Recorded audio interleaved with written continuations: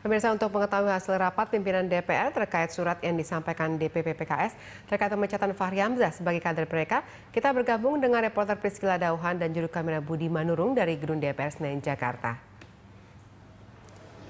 Iya, Priscila, apa hasil rapat pimpinan DPR terkait surat pemecatan Fahri Hamzah sebagai kader PKS yang tentunya berdampak pada posisinya sebagai Wakil Ketua DPR?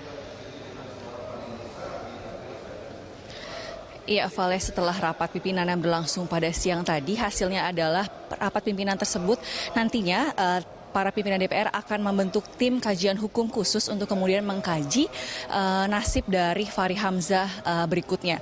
Dan nantinya tim kajian ini yang terdiri dari bagian hukum dan perundang-undangan DPR ini akan bekerja selama 3 minggu dan akan mengkaji materi-materi antara lain mengenai pemecatan Fahri yang berimbas pada keanggotaannya di DPR, serta pergantian kursi Wakil Ketua DPR yang nantinya mungkin akan diganti oleh Ledia Hanifah. Dan memang tim kajian hukum ini akan bekerja selama 3 minggu dan nanti hasilnya yang akan menjadi landasan dari pimpinan DPR untuk menentukan nasib dari Fahri Hamzah selanjutnya. Dan memang pada rapat tadi memang Fahri sendiri ikut dalam rapat pimpinan tadi, dan namun memang para pimpinan menegaskan bahwa keikutsertaan Fahri dalam rapat tersebut tidak akan mempengaruhi keputusannya untuk tetap membuat tim hukum yang nantinya akan mengkaji beberapa materi untuk kemudian menentukan nasib Fahri di keanggotaan DPR RI.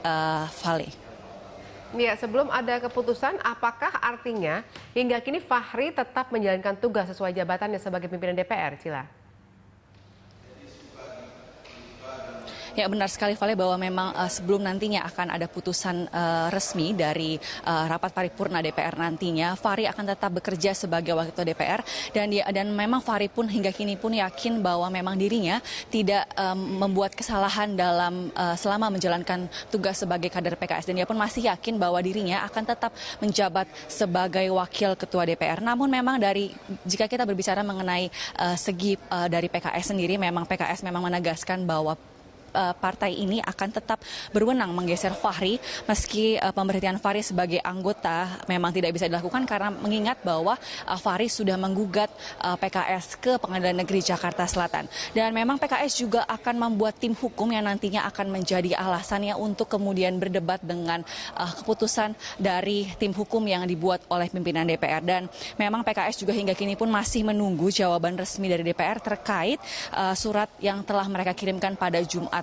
pekan lalu. Dan PKS pun juga telah melakukan lobby-lobby ke partai lain dan mengingat bahwa memang jika nantinya keputusan ini akan dibawa ke paripurna, memang pemberhentian Fahri dari jabatan pun akan menjadi keputusan di tangan para kader anggota lain, dan memang ini pun akan menjadi penentu apakah nantinya Fahri memang masih menjabat sebagai Wakil Ketua DPR maupun sebagai kader PKS. Dan tentu saja kita masih menunggu sekitar 3 minggu lamanya. Memang ini terkesan menunda karena Rapim ini pun sebenarnya tidak membuahkan hasil apapun selain membuat tim hukum yang nantinya memang akan mengkaji dan memutuskan sebenarnya bagaimana nasib Fahri baik di PKS maupun di keanggotaan DPR RI. Demikian, Vale. Baik, terima kasih Cila atas laporan Anda.